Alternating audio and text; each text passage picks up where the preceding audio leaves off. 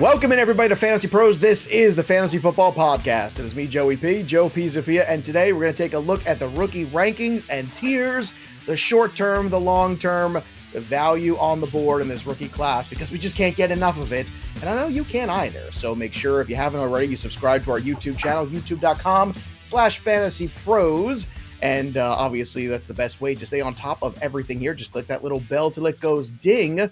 All the podcasts are here. All of our short form videos, long form videos, you name it, we got on the YouTube channel. And today we got a great guest joining us too.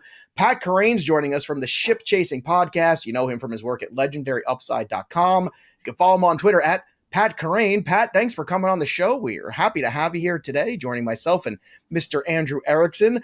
I want to get your take on the Lamar Jackson re-signing real quick if I can, because we kind of touched on it draft night when it all happened. We were going to dove into it too much. What is the ripple effect in your mind of what the re-signing of Lamar, the draft that they just came away with, the change in offensive coordinator, what does the offense of the Ravens look like in 23? I'm excited about the Ravens. I think they hold potential to be one of those teams that being really overweight on was, extremely profitable. Lamar going back, like when you think back a couple years to his MVP season, or a few years, like they were putting up points.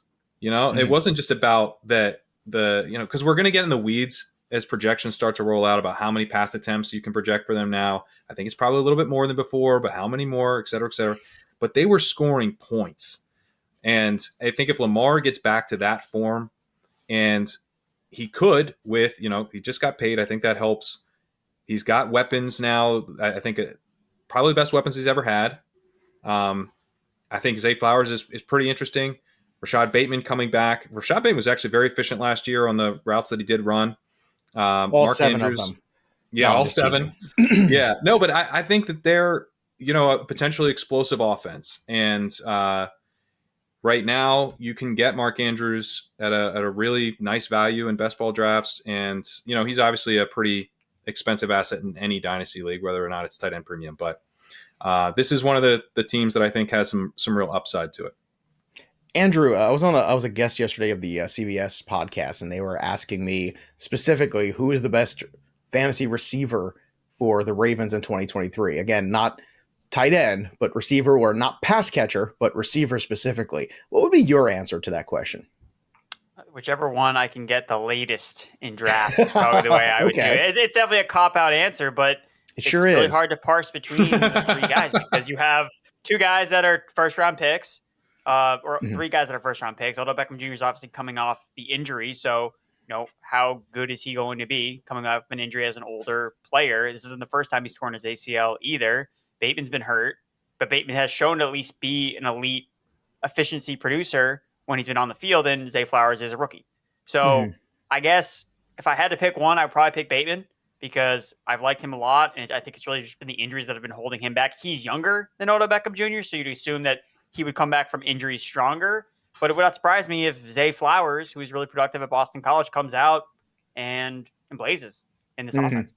Yeah, Zay Flowers is certainly the wild card there. We're going to get into him and a lot more of these players here. Let's start, though, at the quarterback spot here. I want to talk about the different ranks and the tiers here. So, Erickson, in your opinion, at the quarterback spot from this rookie class, who is in the elite tier? Anthony Richardson, and I particularly don't think it's even close. I think the other guys are like way down in their own separate tiers than Richardson, just based on the rushing upside that he the rushing upside that he can bring and his landing spot.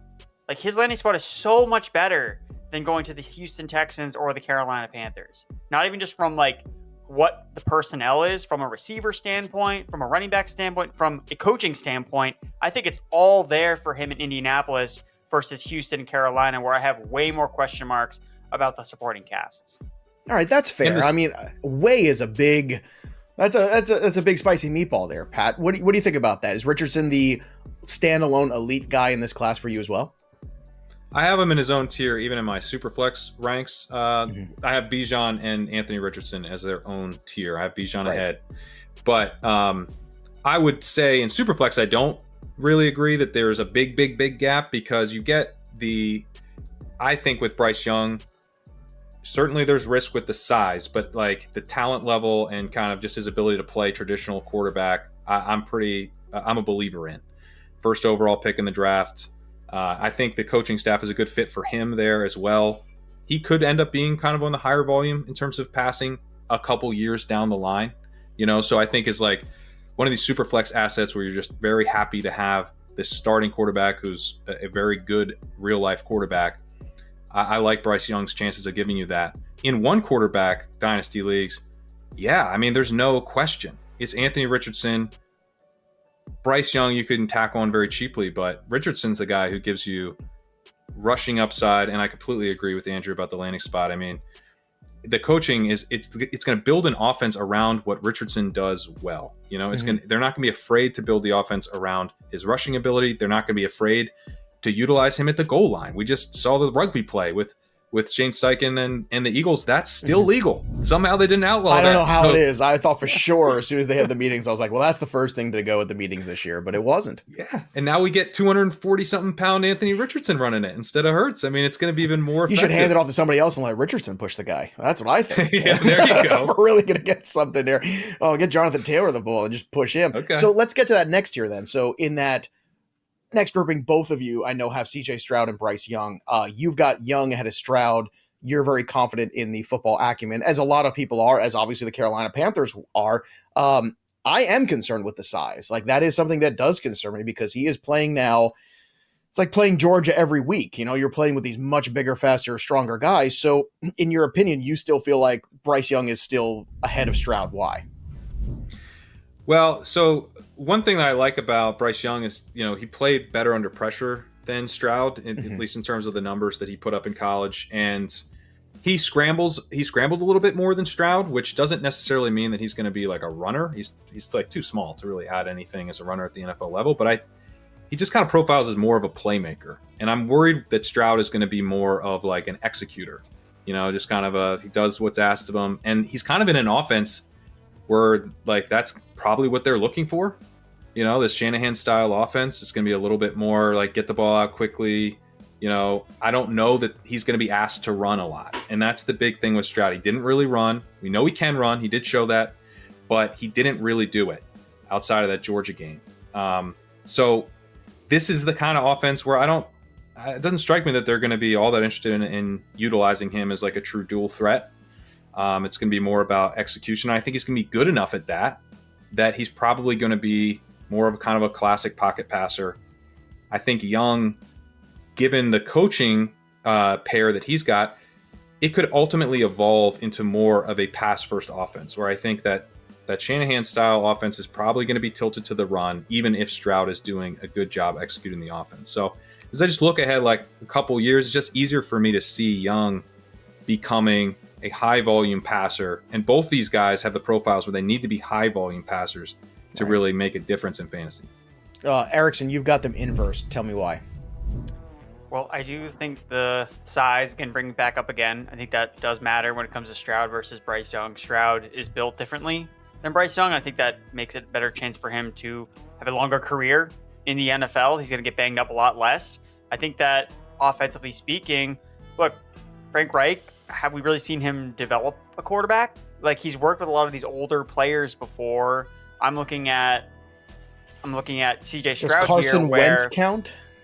I mean, did it work? Kind of. I mean, it worked for a little while. It Yeah. worked in 2016, I think it was. And then right? it I fell- can't and then it remember fell that. 2017, I think. 2017. I'm sorry, 2017. All right. Good So, call. I mean, look, he's had his hands on a couple different guys here and there, but look, what we saw last year, Bobby Slowick, who is the new offensive coordinator for the Houston Texans, formerly of the 49ers, we saw him dial up a lot of great stuff for Brock Purdy in year one, a seventh-round pick.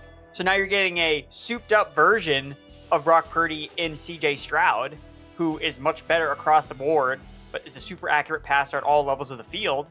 I think that Stroud's got some untapped upside here in this offense. When you look at, too, I think that at Ohio State, it was a little bit easier for him there, where he's got all these all-pro wide receivers running around. It's like, why do I need to do anything else? Like, just throw it to the open guy. It's like not that hard. Where now it's going to be, hey, you're going to have to do more.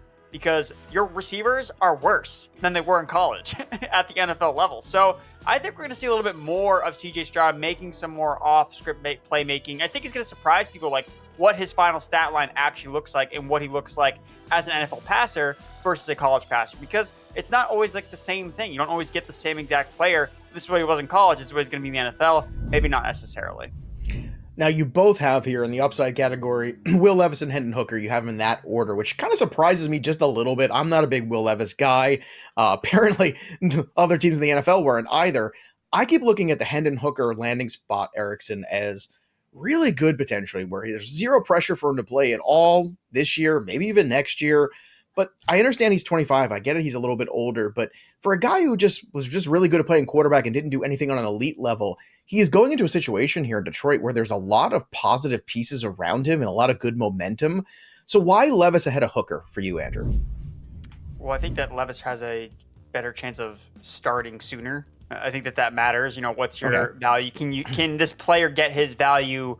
Can he increase his value sooner rather than later? I think that does matter. Levis also got much better draft capital than Hendon Hooker, which lends itself to him getting more opportunities. There's a clear window and path where Ryan Tannehill, this is the last year of his contract. Like, he's not going to be on the team next year unless he signs for a very cheap deal. But at his age, it doesn't make a lot of sense. So Levis could not even do really that much next year and still be the quarterback in 2024 for the Tennessee Titans, regardless of, depending on how things shake out with Malik Willis. So I think can this guy become a starting quarterback in the NFL? Okay, I think that there's value in that. Whereas the Lions are talking about extending Jared Goff, which I do not know why they're trying to do that, but I don't know. They did a lot of things this past week that clearly if that happens, have me questioning what they're doing over in Detroit. But the thing with Levis too is I'm not worried about his mobility. Like, Hendon Hooker's coming off a torn ACL, so even though he did run a little bit at the college level, he's coming off an injury. Usually we see quarterbacks when they first come off injuries, they don't run as much. Will Levis, yes, he was banged up last year, but 2 years ago when he was fully healthy in the Liam Cohen offense, pro-style offense, I mean, he was putting up like Josh Allen type numbers. Super accurate. He's running the ball a ton. And look at that Titans offense. Who's he throwing the ball to? He's not going to be throwing the ball to much. He's going to have to run and make plays on his own. So I think if Levis steps in, I think that we could see some fantasy production from the get-go, even if it's him just, hey, I'm just going to take it and run. Yeah, I actually considered not including Hooker in this tier because I kind of view Levis as basically a tier ahead of Hendon Hooker. I think there's a chance that Ryan Tannehill isn't on the Titans this year, right? He could get traded to the Falcons. They have no interest in Ryan Tannehill being their long-term quarterback. And Will Levis is going to get starts for the Titans. He probably gets some starts this year. They're not going to be good. So, even if they keep Tannehill, how long is he going to be starting this year? I think this is a weird sell, but I think Will Levis is kind of bad. But that means he's going to have to run around. The same argument about the wide receivers not being very good. I don't think he's that good. But I think he's going to have to use his size and mobility, and that's going to be sometimes fun for fantasy, and we're getting the production sooner. With Hooker, I mean, the Lions are playing for now, right? And this is a team, their whole identity is fight tooth and nail for everything, biting the kneecaps and all that. This is not a team that's shutting Goff down, in week 12 and seeing what they have in a rookie quarterback and playing for next year. That's not this team's identity. And they're also probably too good for that. I think they get the defense at least a little sorted. Maybe, they're they were already a fringe playoff team. And so, yeah, the other thing with Hooker is even if he was in a situation where they wanted to get a look at him, the big red flag with him is that he took a ton of sacks. His pressured sack rate was really bad. That's not going to help. It's not going to be helpful that he's coming off a torn ACL for that. If that's already his weakness, his ability to evade the pass rush is going to be a major problem. I doubt he even sees the field this year. All right. Fair enough. So, yeah. There we go. All right. So that's the breakdown of the QBs. Let's go and talk about the running backs here that we have potentially going forward. Now, I don't even think I was going out on a limb. I've kind of come out with my statement, and I don't care if people tell me I'm crazy because they told me I was crazy last year. And I said Justin Jefferson is the 1-1 pick, and that's who I took everywhere I could. This year, I think Bijan Robinson is the third overall player in redraft in dynasty leagues. He's the first overall player in rookie drafts. So I am obviously very bold and very secure with Bijan Robinson. You've got him, Pat, in that elite tier. You've also got Jahmyr Gibbs, as is Andrew Erickson. So obviously two very different style players here. So tell me about your thoughts on Bijan, your 2023 expectations and beyond. And then let's touch on Gibbs too and see what he can do now that DeAndre Swift is out of the picture in Detroit. I think the bar is going to move on what counts for bold with Bijan, and it's going to move up. So you're going to have to, you're going to have to rank up to where I am or past me? I think past you, maybe. If you want to be bold, in September, you might have to have him 102. I've got Jefferson, Chase, Bijan. Everybody knows that's the order right now for me. It's bold now. It's bold now. Well, I'm remember saying, I don't know if that's bold in September because I think it's nice when everybody else catches up to me. Eventually it happens, but whatever. Go ahead, Pat. Let's talk about Bijan. I hope you're right. I hope so, because I think that's right. And I think shows like this, where we're ahead of the curve instead of being the sheep out there, like a lot of other shows are, we're like, oh, it's too risky. It's not risky. Ezekiel Elliott was RB2 his rookie season. Saquon Barkley was RB2 his rookie season. RB2 overall on a 5-win terrible team. So it's not like, Joe, Falcons aren't a good offense. You're ranking him RB1 though. And those guys were RB2. I'm ranking him RB1, and they finished as RB2. You know who finished above Saquon that year? Todd Gurley, who scored 278 touchdowns that year. Okay, so that's the context. Talk to me about Bijan and why he's so great, Pat. He's a great prospect. He is a very well-rounded prospect. He's not as big as Saquon Barkley was coming out, but he offers a lot of the same kind of like workhorse profile, but also the ability to catch passes. He was highly elusive in college. He was a great breakaway runner. He has sufficient athleticism. He was drafted by a guy who wants to pound the rock.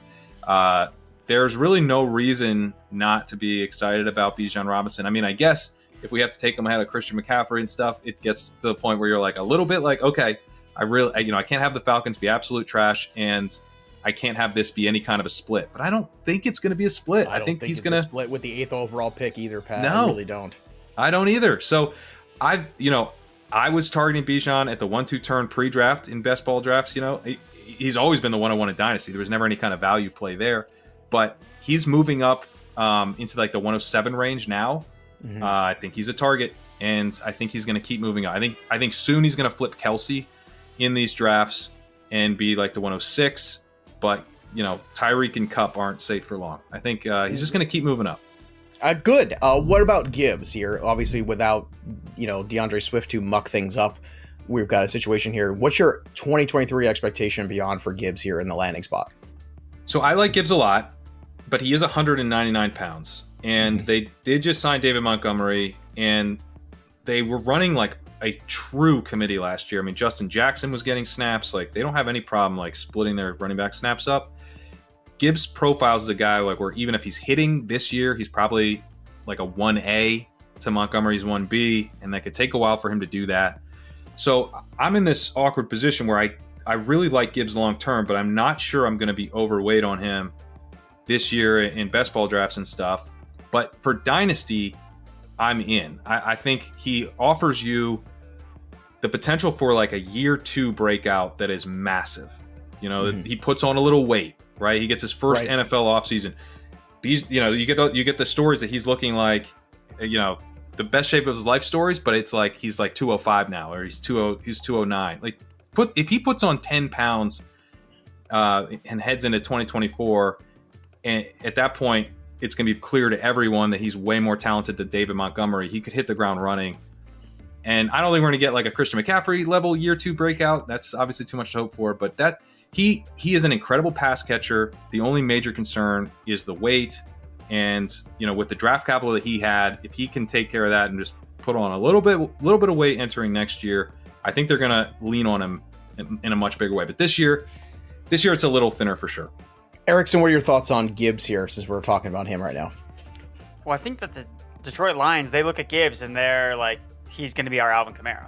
Like, Dan Campbell spent a lot of time as assistant head coach in the New Orleans Saints when Kamara was at the top of his game. So he's seen what these committees have looked like, in best case scenario, you're looking at an offense that is putting up Alvin Kamara, Mark Ingram type numbers as running backs. Like, I think that's what the Lions want to have happen here. They're like, we want Mark Ingram to be Dave Montgomery. Well, let's be honest. They almost need to, because they don't have Jameson Williams for the first 6 games. They have a rookie tight end. Like, they're going to need to run the football. I don't think people quite realize that the first 6 weeks of the season are going to be a little rough for them in that regard.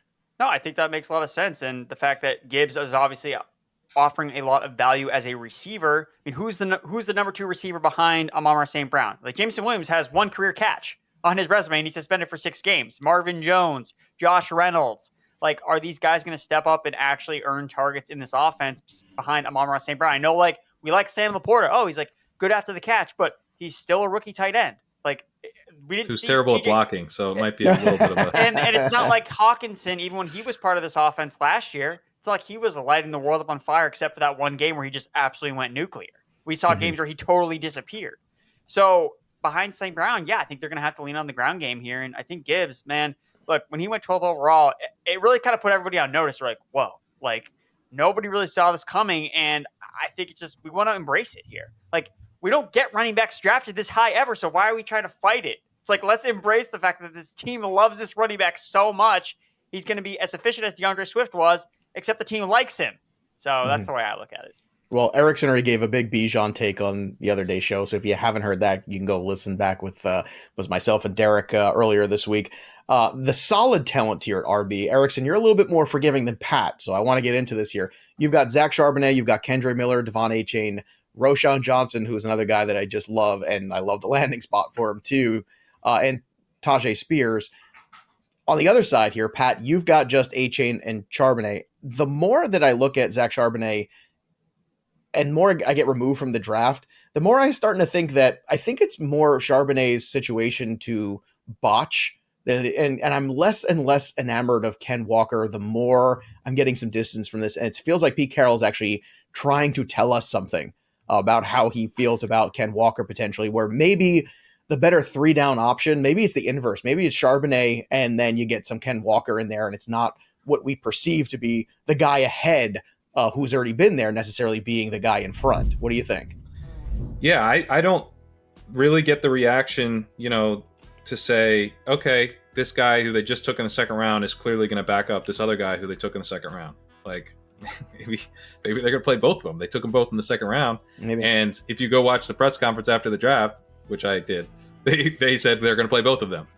And they said they're going to play both of them in basically all situations, that they're going to, on third down, they're going to rotate both guys. And Carroll goes on, he's like, and who knows, maybe we see a strength there with Charbonnet, that he gets more of that work. And we know that's the weakness for Kenneth Walker. Coming in, right. This guy doesn't catch passes, but he can still get there as an early down guy.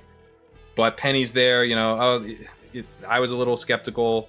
I didn't have enough of him as I should, because as soon as Penny goes down, they just give it all to Kenneth Walker. He has this incredible explosive profile on the ground, which he is extremely talented as an explosive home run hitter, runner. But I think in a similar way, like we're getting a bet with Charbonnet where it's like, if Walker to miss any time, this guy's versatile. He's big. He can catch passes. I think Pete Carroll's going to be very happy to lean on the run with Charbonnet, just as he was last year with Kenneth Walker. So this looks like a committee to me. In Dynasty, I'm like a little bit less interested in Charbonnet than I am in redraft even, because I think the bet's going to reset every year in Dynasty for the next couple years. It's like every year it's like this kind of committee. We're not sure what's going to happen, but things could shake out through injuries where one guy is an absolute smash. But in Dynasty, Achane kind of, I can at least like, maybe he emerges as the clear guy, like a clear guy that people are wanting to trade for, they're excited about. And so that's why I ultimately had him ahead. But I've been kind of a defender. He landed in the right spot. If you're talking about like a guy that landed in the right spot with a head coach who knows what to do with him, it's Mike McDaniel. I mean, that's clearly, the plus for him. Exactly. And if you can't trust Pete Carroll, Pat, who can you trust? I mean, at the end of the day, I want to talk he's drafting running backs and saying he's playing them. That actually does seem like something I think he does. Well, and I think he's got a little PTSD because it feels like, ever since he moved up for Rashad Penny, it's been this, whether it was Chris Carson and Rashad Penny and then DJ Dallas, and you keep going, like there's so many guys and nobody's been able to stay healthy. And I feel like he's like, I need more running backs. I just need more running backs because all my running backs are always hurt. And he took quality running backs, so that's a good thing. But I'm with you about who's the Penny here? Like to me, the Penny's Walker, and the explosive guy, right? He likes his Carsons. Charbonnet's a Carson. That's what I said on the show. That's what I said on the show earlier this week, Pat. It was just like talking about Walker. He was clearly listening. Carson. He subscribes to the podcast wherever he gets his pods. Erickson, the other guys on this list, because I know you've given a lot of Charbonnet and Achane takes too. Kendre Miller, Roschon Johnston, Tyjae Spears. Now Spears, obviously health wise, there's some questions there. So is obviously looking into the long term. But let's talk about Kendre Miller and Roschon Johnston, two guys that could have a clearer path than we realize sooner than we realize.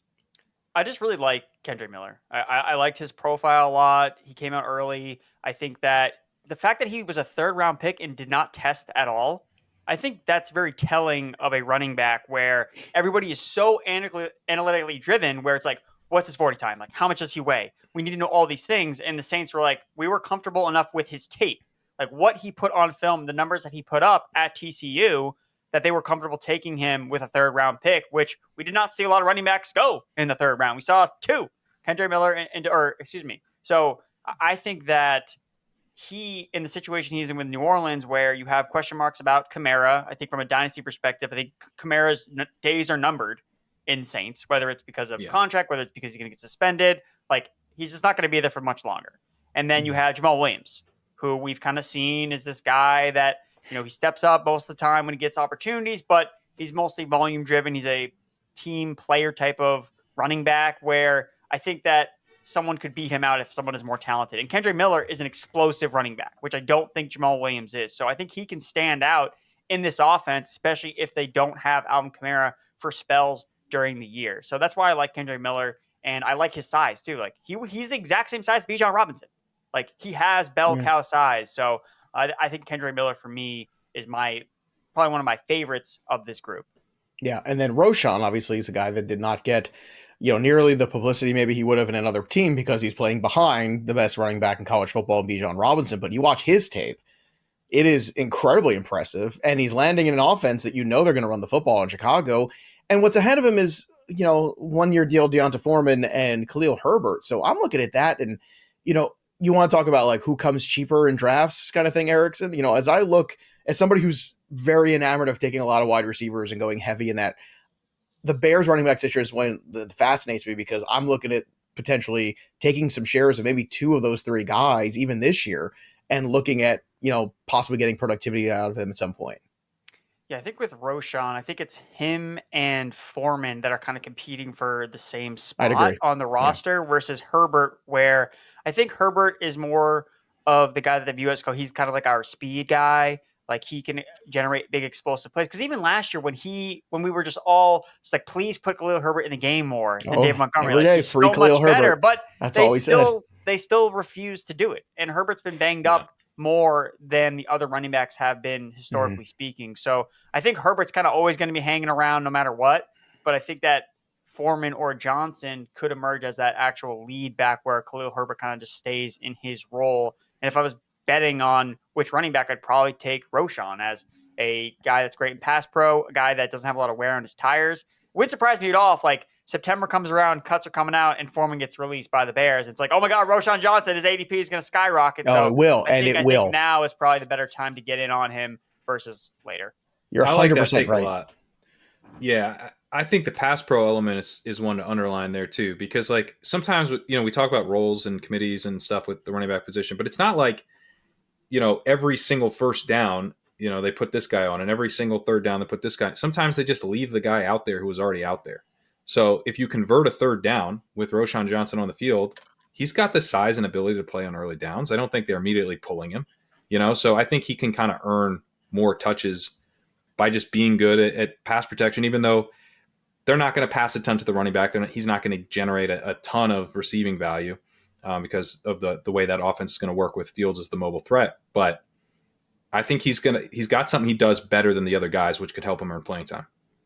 And don't forget, everybody, too, we've got more coverage here. I know Erickson's got a bunch of great articles up here in the Dynasty Draft Kit, which is available right now on FantasyPros.com/Dynasty. It's free. So many great articles about, who's overvalued, who's undervalued, all the rankings, all the analysis. It's all there. Again, FantasyPros.com/Dynasty. Check it out. There's premium articles, too. So if you're already a premium member with us, you can go see all those extra ones that are on the site also that are really spectacular. But this is the best Dynasty rookie kit we've ever put together. So go check it out. I encourage you all to do that. Let's continue on here with the rest of this group of running backs here that are more in the upside tier. Erickson, you've got Chase Brown, Dwayne McBride, Zach Evans, Israel Abanikanda, Evan Hull, Tank Bigsby, and Eric Gray. Give me the one guy out of this grouping that you think can make a fantasy impact sooner than later. So some of these guys come with the caveats like, well, if they get rid of Dalvin Cook or they get rid of Joe Mixon, then it's like you see a path where, okay, Chase Brown, Joey McBride, okay, now they have upside because now they have opportunity in their respective backfield. So that's kind of like same thing with Abanikanda, where if Breece Hall is coming back slowly from his torn ACL injury, okay, then does he step in? Does he leapfrog Michael Carter, Zonovan Knight, some of these other guys on the roster? So I think that's kind of interesting from those guys. But the player I gravitate towards the most, and it's someone that I think is really polarizing, Zach Evans from Ole Miss. Now, his biggest problem at the college level, besides some of the off-field stuff, attitude, I mean, he was always really efficient. Like, I look at, when I'm evaluating rookie running backs, I look at how efficient they are on a per-play basis. And Zach Evans ranked really high for me in that regard. It's something that I've always kind of kept an eye on. Players that have done well in that category historically that were late-round picks, Ramondre Stevenson, Elijah Mitchell, those are the guys I'm kind of looking for. And Zach Evans kind of checked off some of those boxes. But the biggest thing, an issue with him in college was he never really took over a backfield. Like he was always like in a committee with somebody, whether it's Kendre Miller, whether it was some other running back from Ole Miss. Like he never really fully took over a backfield.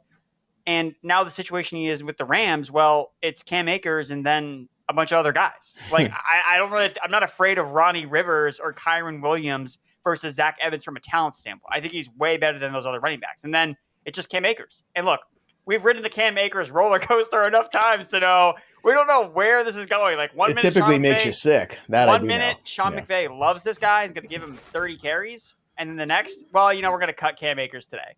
So I think Zach Evans is an interesting player from the fact that I could see Sean McVay, this Rams team is losing a bunch of games. Stafford's hurt. They have Stenson Bennett out there. It's like, hey, Cam Akers is banged up. We're just going to roll with Zach Evans, and he's going to get 25 carries today because we have no other, source of offense. So I'm going to lean on Evans as one of the guys I like late in some of these dynasty drafts. Now, Pat, looking at your list, you've got Kendre Miller at the top of the upside grouping. You've got Tyjae Spears, Roschon Johnson, Chase Brown, then Tank Bigsby, then Abanikanda, and then Evan Hall. So of this grouping here, too, I know you haven't ranked a certain way, but is there one where maybe the path starts to open itself up a little bit to you where you feel like, yeah, this guy could have a bigger fantasy impact sooner than we realize? Well, Andrew just convinced me that I should have had Zach Evans on this list at least, but I would say Tyjae Spears is a guy who jumps out to me a bit. He's a smaller back, but he's a receiving back. And, he's kind of like in the Michael Carter archetype, but I think he's probably a bit more explosive. Now he's got this knee issue, which is going to, knock him down in drafts. But we kind of forget about that stuff very quickly. And it's not that he was drafted in the third round. It's not like they're going to they think he can contribute. And maybe 3 or 4 years from now, he, it shortens his career. But Jay Ajayi had an amazing career before he didn't. You know what I mean? And he same exact kind of red flags. It's that he had an ACL tear, I believe, in high school that created some issues, some red flags for team. He fell all the way to the 5th round. So I just kind of feel like we kind of forget. Remember, we're supposed to be keeping in the back of our minds that Nick Chubb had a major knee injury before he came in. Does anyone? Right. No one cares. No one cares. Yeah, no. It's gone now. That's over. And until there's some sort of injury report issue, and then we'll all freak out. Oh God, everyone forgot he had a knee thing that we've completely wiped from our minds. So I think with the same kind of depth chart stuff, Derrick Henry's really getting up there. This is a team that's pretty clearly resetting. They could be trading Ryan Tannehill. They could get rid of Derrick Henry. They've already talked about doing that. So, does Spears walk into a ton of opportunity right away? I think it's at least possible. And I think it's at least possible that next year it's looking like he might have a ton of opportunity, which is a trade window for you. So he's just, that depth chart uncertainty with a player who I think is probably a little underrated talent-wise right now because of the injury concerns. Okay, fair enough here. Let's continue on here to the wide receivers. Now, Jackson Smith-Njigba is number 1 for both of you guys in that elite tier, along with Jordan Addison. Both of you have 2. Then you've got Pat Quentin Johnston at 3. Erickson's got Zay Flowers at 3, and then Quentin Johnston at 4. And now Zay Flowers, obviously not on your elite quote-unquote list. We'll get to that in a second as to why. I'm fascinated here with the order. You guys both basically have the same 2 here, yet Quentin Johnston's in a situation where, Pat, it feels like whenever the next Mike Williams injury happens, which could be during this podcast for all we know, there's going to be opportunity for Quentin Johnston with an elite quarterback, and Keenan Allen is not getting any younger. So Why is Johnston the 3 as opposed to Addison, who is playing along with Justin Jefferson, who's the alpha, getting so much of that target share, and then Jackson Smith-Njigba, who's buried here as the 3rd guy potentially for this year and next? Why is Quentin Johnston 3 of these guys 1 and 2 above him? To me, it just comes down to my confidence in their talent level. And I just feel like Jackson Smith-Njigba is the clear best prospect in my mind still. And I don't know how buried he is from a long-term perspective. Like Lockett's getting up there in age. Jackson Smith-Njigba, I think, is going to fit really well with what Geno Smith does. Geno Smith is very accurate. He doesn't mind getting the ball out very quickly. That's going to mesh super well with Jackson Smith-Njigba. I think, heading into next year, we could be projecting him for the most targets on the Seahawks. So I'm not concerned about the situation with Jackson Smith-Njigba.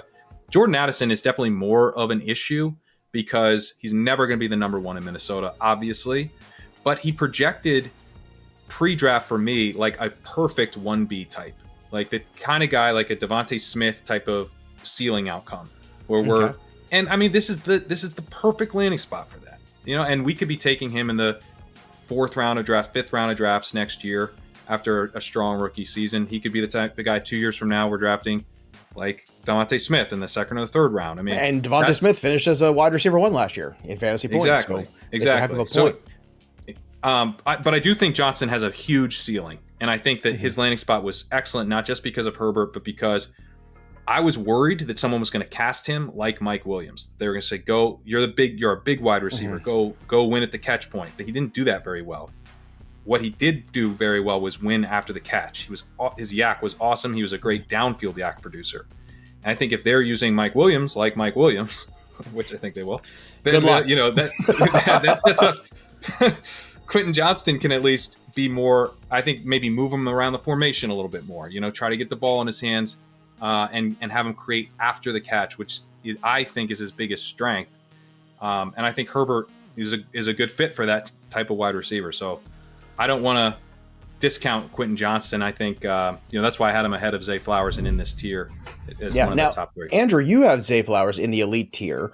And Pat does not. So let's talk about the reasons why, because I agree with you. I actually would have had him in my elite tier as well, because I love everything about the guy. I love the way he plays football, the intangibles that he's got, the guy himself, very high character, work ethic kind of thing, all the things that you're looking for to make it at the next level. So why is Zay Flowers in there for you in this elite grouping?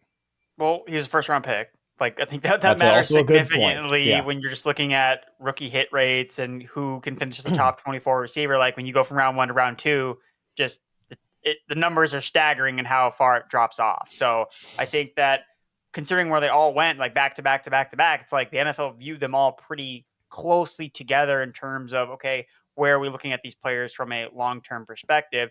I think with Flowers, for me, you can make some of the same arguments with Quentin Johnston, where it's like, well, Mike Williams, Keenan Allen are getting up in there in age. They get hurt all the time. Okay, well, Odell Beckham is just coming off torn ACL. Like Rashad Bateman's coming off 2 injury-plagued seasons. So how long is it going to take for Zay Flowers to really step up and become part of this offense? Lamar Jackson, I think he's an elite passer. I know that some in the NFL don't.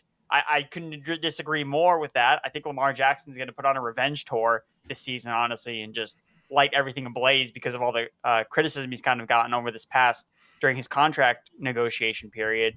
So those are some of the reasons why I still like Zay Flowers in this elite tier.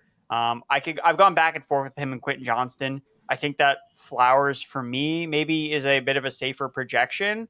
I think that he's played more, whereas Quentin Johnston has a little bit more boom or bust to his game.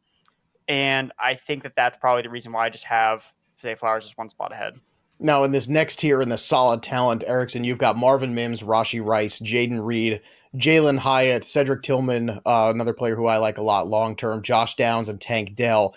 Rashee Rice is the guy I want to get into with you here, because this is a situation where we keep looking for who is going to emerge from this clump of wide receivers in Kansas City, because whoever does gets Patrick Mahomes throwing the football 100+ times.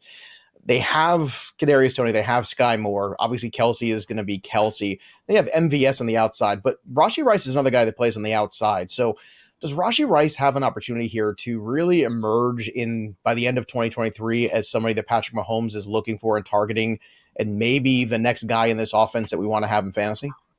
He's really productive at SMU. He broke all the Emmanuel Sanders records. So from a production standpoint, like the guy can deliver. He's got a pretty good college profile. He's a pretty good athlete. So he kind of like checks off a decent amount of boxes of a player that, okay, like this guy in a great situation could probably be a good wide receiver at the NFL level. I guess that's kind of where I have it with Rice, where I'm not so totally sold on, he's just this like amazing prospect. Like he's going to be an all pro wide receiver. I don't necessarily see that with Rashee Rice, but I understand when you're attached to Patrick Mahomes, it's like, it's just not a bad bet to keep making. You could be a good receiver. You have a great quarterback. That helps a lot. Exactly. So I do think that Rice has some obviously upside with an offense attached to Patrick Mahomes where there are question marks. I mean, I'm not really huge on Kadarius Toney just because the way the guy plays is asking for injuries. The way that he just tries to move his legs and knees every time he gets the ball. I still like Sky Moore a little bit.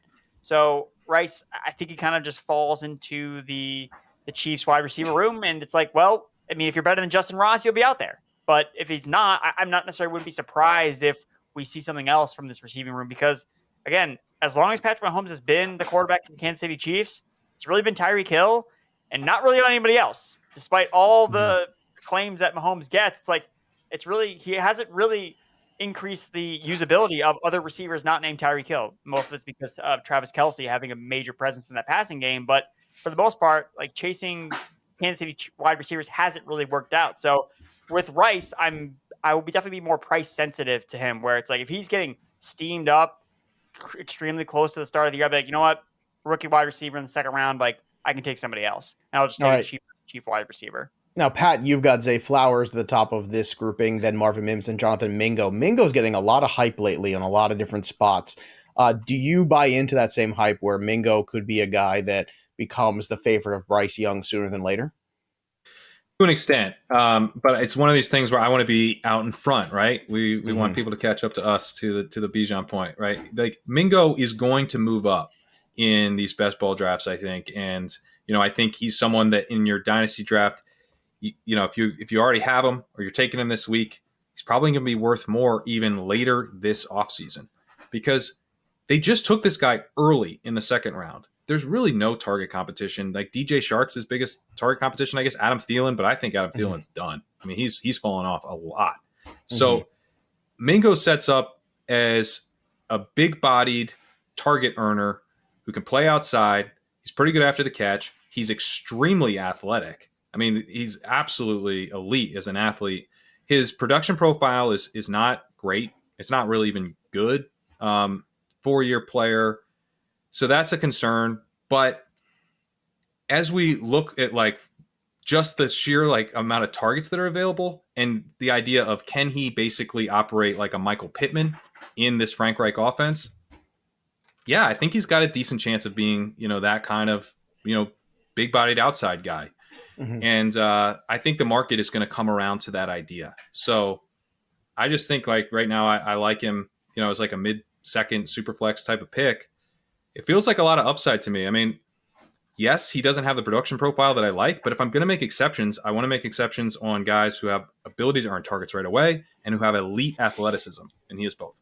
All right, well, when we're looking at upside guys here, Jalin Hyatt's at the top of your list. He kind of fits the bill on both of them. Then you have Rashee Rice, Cedric Tillman, Jaden Reed, and Josh Downs. Jalin Hyatt, certainly a guy that checks a lot of the boxes you just talked about. Do you think that the landing spot for the Giants helps him? I think the landing spot for the Giants could help him long term. I do think we need to maybe like reset on Jalin Hyatt and Josh Downs because they were not valued by the NFL like we thought they were. Right. Remember, like Hyatt was supposed to be in the first round when we were starting all this stuff.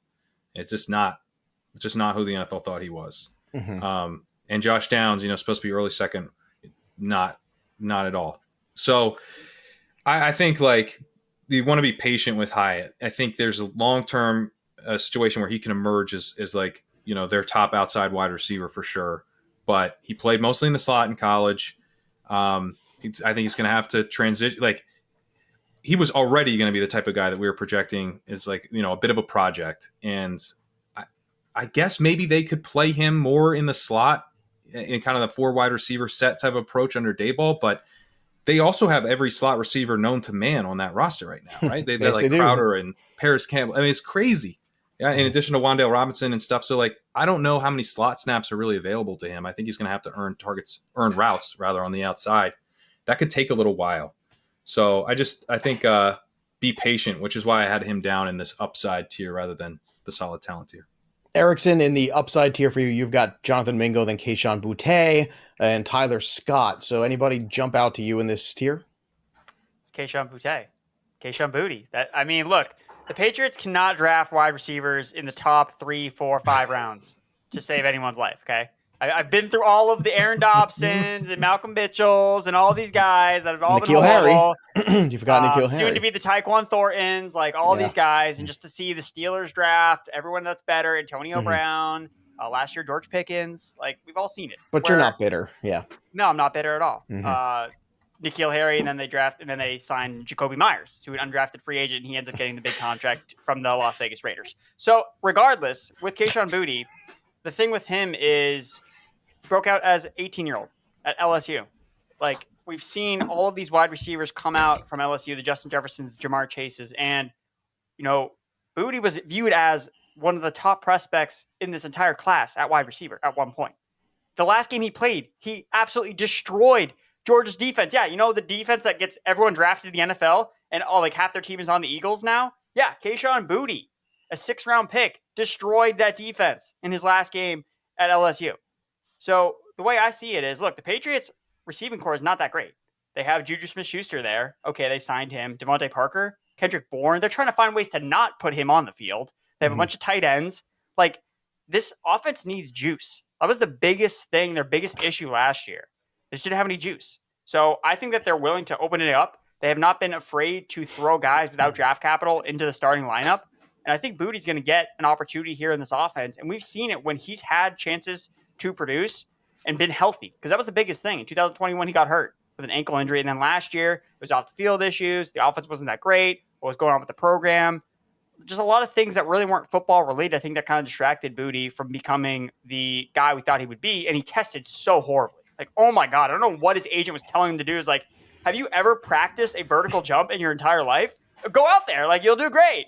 Like, this is small, but he stood on his combine numbers at his pro day. Like, that's a red flag to me in its own right. He was like, they're like, how about the doing better than the 29-inch vertical? You want to do that? And he's like, no, I'm good. I'm happy with that number.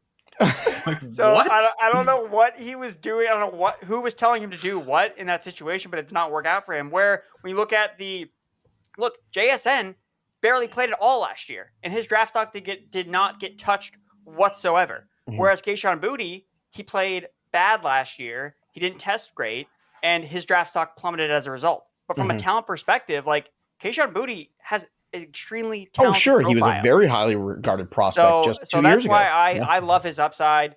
I think that the Patriots are more willing to take a shot on a player like this from an opportunity standpoint than most are willing to admit.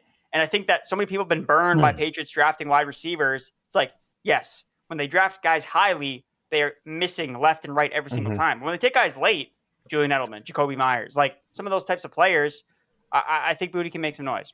All right. We want you to make some noise, too, and join the FFPC's Fantasy Pros Championship so you can get a chance to win $6 million in total prizes, including a $1 million grand prize.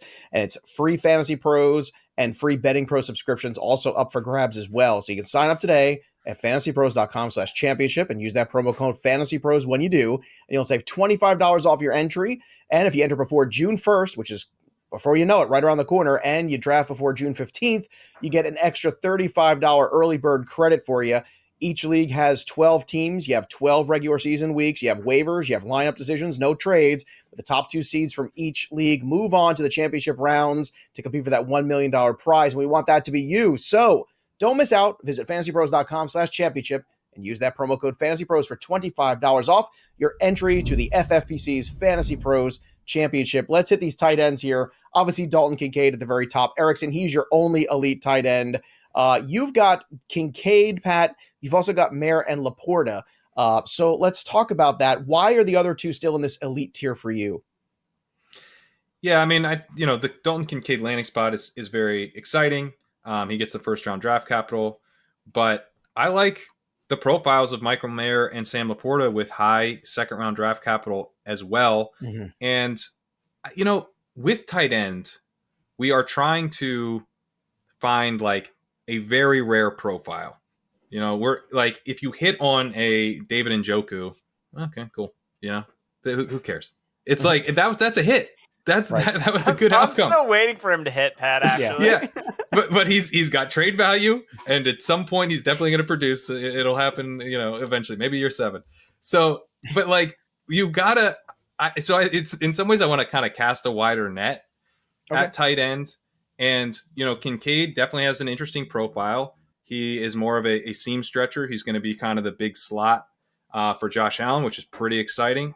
But Dawson Knox is not going anywhere. Like he literally can't be cut, I think, until like 2025. They just like re-signed him. So he's still going to be playing plenty of snaps, I think. And he's someone that they trust. He's historically played at a really high snap rate. The Bills will play some 12 personnel, but everyone operates out of 11 personnel as their base.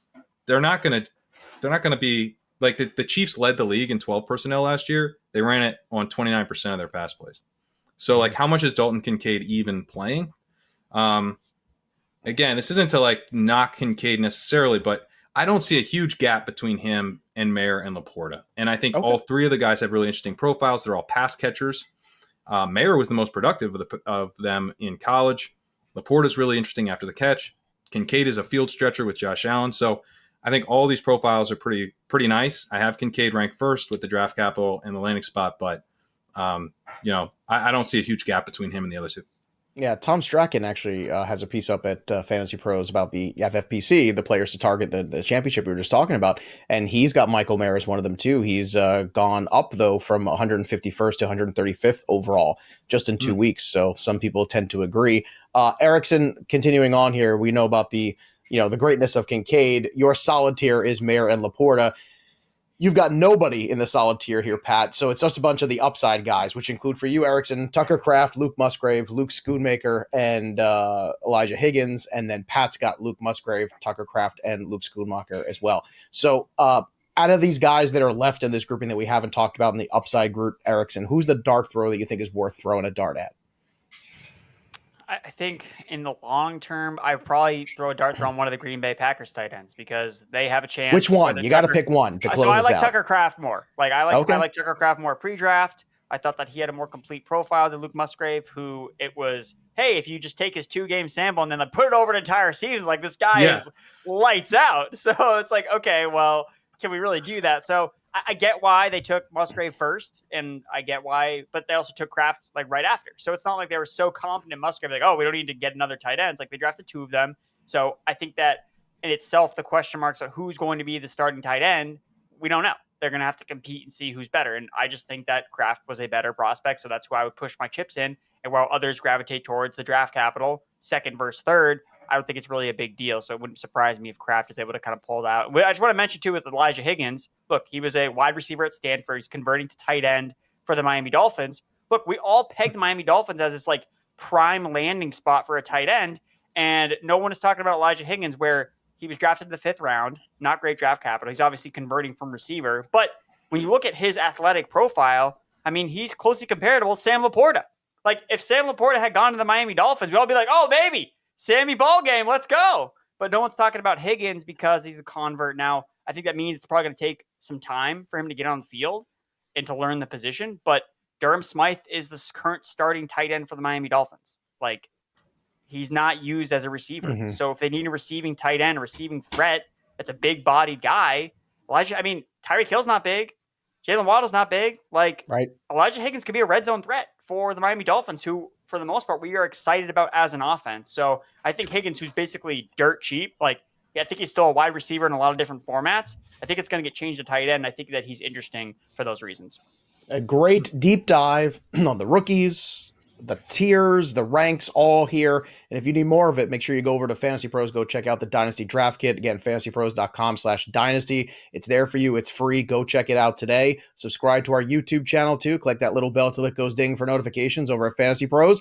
And again, go follow our guest here, Pat Kerrane, over on Twitter at Pat Kerrane. And while you're at it, you might as well sign up for the big championship and try to win $1 million playing fantasy football. That sounds pretty good to me. FantasyPros.com/championship. The FFPC's Fantasy Pros Championship is here. And use that promo code FantasyPros to get $25 off your entry. We want you to win. We're rooting for you. Great stuff, gentlemen. As always, that'll do it for us. But the story of the game goes on. For Pat and Andrew, I'm Joey P. We'll see you next time, kids.